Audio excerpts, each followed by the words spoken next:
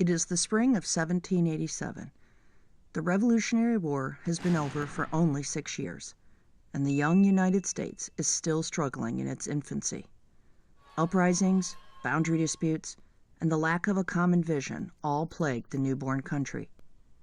In an effort to steady this precarious ship, the Confederation Congress calls on states to send delegates to the Grand Convention, to begin on May 14th in Philadelphia.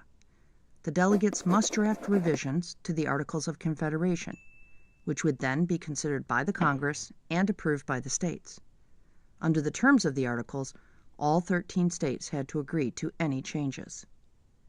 Since the purpose of the convention is just to make recommendations, not everyone is excited about attending, and frankly, some think it's a waste of time. As men from different parts of the country begin to travel down dusty, rutted roads on the way to Philadelphia, not all states send delegates.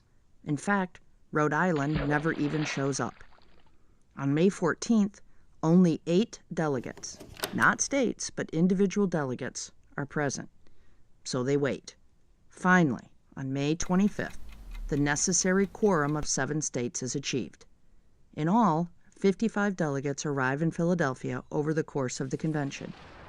They are all white males, property owners, and the average age is about 44.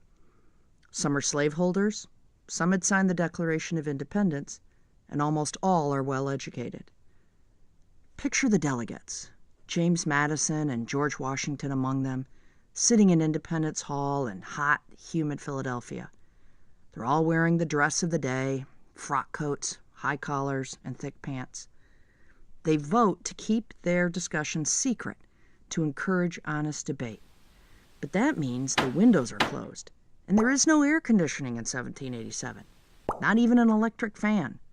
And they'll sit in that sweltering heat in those heavy clothes for 3 months.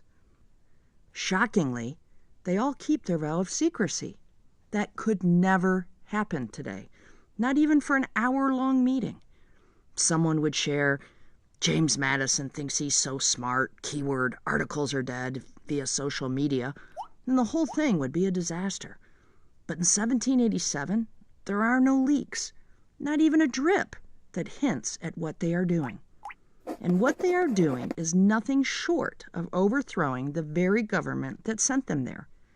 Within a few days, with only a 7-state quorum, and only 6 of those states agreeing, a handful of men change the course of history.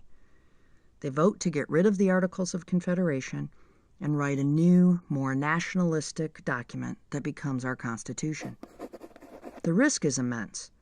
Everyone on the outside assumes they were working on recommended revisions to the Articles. It's an incredible gamble, and even when the convention presents the signed Constitution on September 17th, not all delegates endorse it. The country will argue and debate for 2 more years before the document is adopted by the required 9 out of 13 states. But instead of punishing them for their deception, today we celebrate the wisdom and vision of those men in Philadelphia.